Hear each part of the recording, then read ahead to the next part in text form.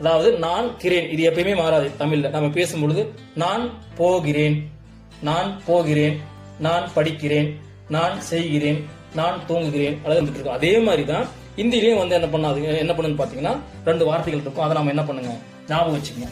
அப்ப நான் போகிறேன், நான் படிக்கிறேன், நான் தூங்குகிறேன், அப்ப இது 2 மாறாத மாதிரி இந்தியிலையும் இந்த 2மே மாறாது. மே தாகும், மே தாகும், மே தாகும், மே தாகும்.